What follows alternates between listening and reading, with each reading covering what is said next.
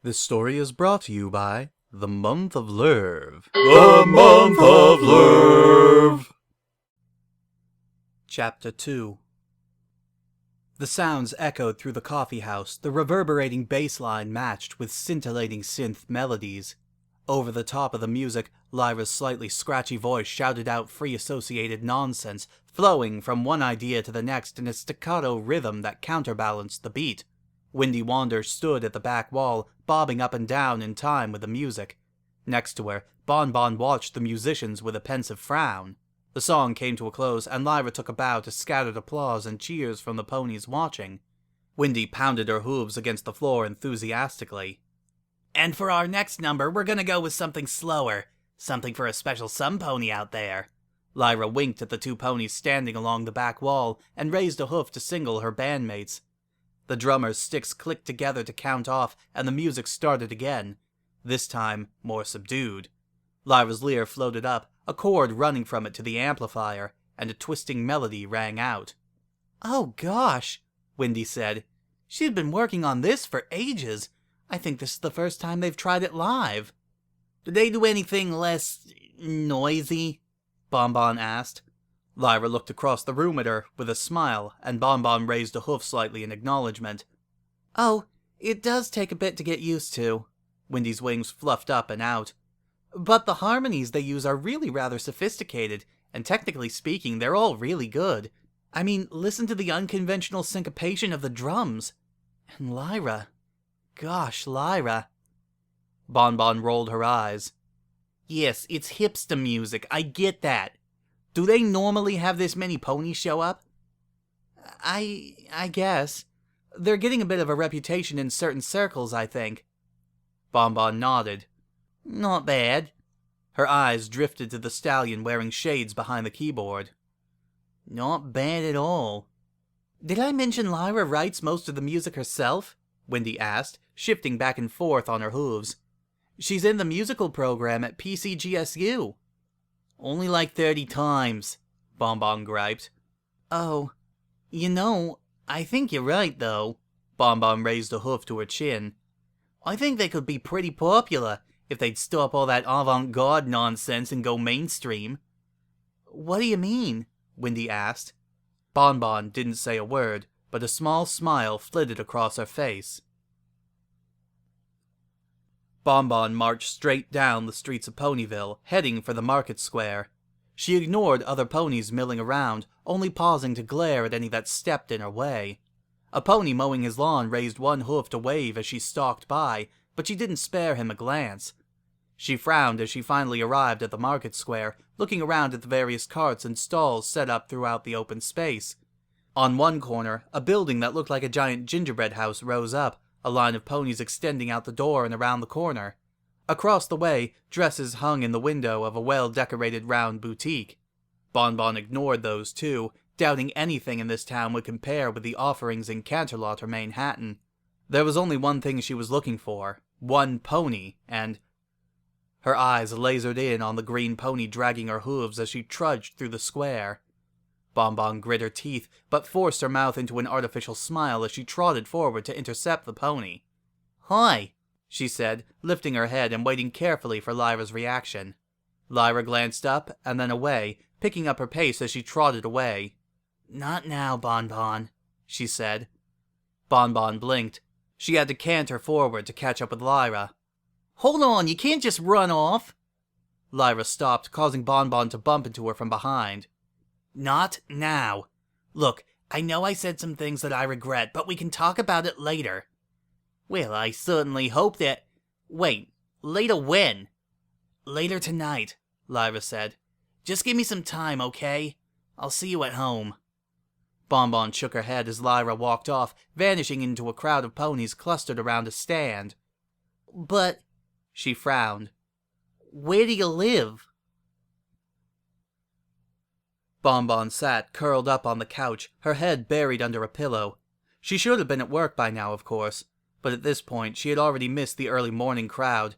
It wouldn't hurt to stay closed until the afternoon. At that moment, she didn't feel like doing anything other than lying there with her stomach tied in knots. She cursed Lyra for causing the problem to begin with, then veered into an overwhelming guilt for her resentment of her marefriend's perfectly justifiable actions. That morphed into disgust at herself and anxiety at her future in the short and long term. Surely Lyra couldn't love someone like her. But it was Lyra's fault to begin with. A sharp rapping broke her mind out of the failure spiral, and she sat up, staring at the door. "Go away," she called out. The knocking redoubled, the pounding insistent and shaking the door. Bonbon unsteadily rose to her hooves and made her way to the door, swaying back and forth. She lowered one eye to the peephole to see who was on the other side, and her mouth ran dry. The mare currently knocking on the door had a familiar cream-colored coat, a familiar blue and pink swirled mane, and an unfortunately familiar scowl on her face. "I heard you in there, now open up!" the other Bonbon shouted. Bonbon took several steps back, head reeling, as all of the very worst-case scenarios of her deepest anxieties caught up with her. She closed her eyes and forced one deep breath, then another, as her heart pounded with enough force to leap out of her chest. She was screwed. Strangely, that gave her a certain sense of calm. She had imagined this day would come, after all, and now that it was here, it felt like those nightmares she had grown unfortunately accustomed to. Sure, she wouldn't wake up from this one, wouldn't have Lyra comfortingly snoring away in bed next to her. But Lyra... Bonbon swallowed and steeled herself. She was almost certainly not going to get out of this, but if there was a way, any way, to keep Lyra, she would fight for it. And she had an idea. A green light flashed in the foyer of Lyra and Bonbon's house. Bonbon ceased knocking, narrowing her eyes. If Lyra thought she would wait out all day for her, the mare had another thing coming. She turned and lifted one rear hoof, ready to buck the door right down if she had to. She was just about to let loose when she heard the creak of the door swinging open. She smiled smugly to herself and turned to see Lyra. Bonbon blinked. "I thought you were at the market," she said. Lyra rubbed the back of her head with one hoof. "Yes?" "Well then, I don't see why I couldn't have followed you back," Bonbon sniffed. "After you ran off, I had to ask 3 whole ponies before I found a mailman who knew where you lived." She paused for a moment, frowning.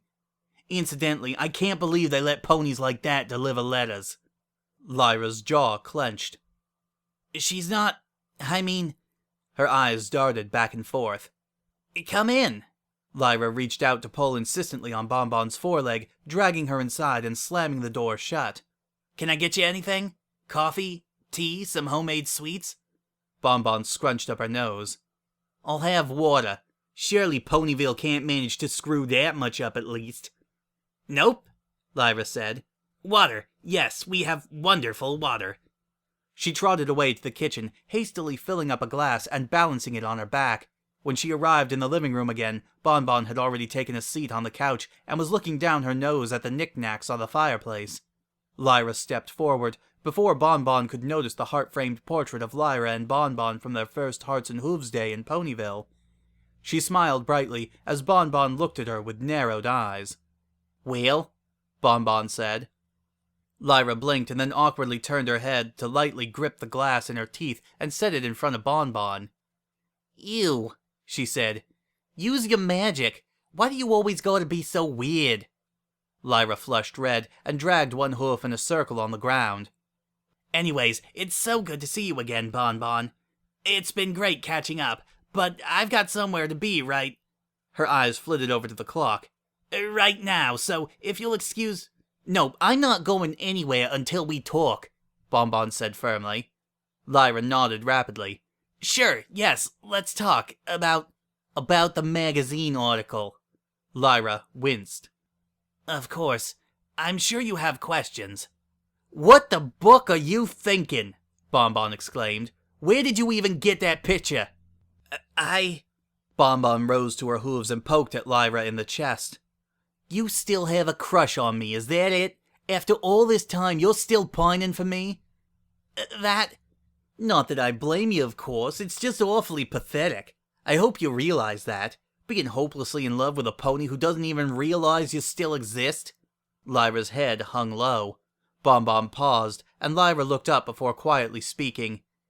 Yes, I know. That's what it is. I'm really sorry. It won't happen again. Just leave me alone and I'll leave you alone. We'll forget about all of this and move on. Bonbon rolled her eyes.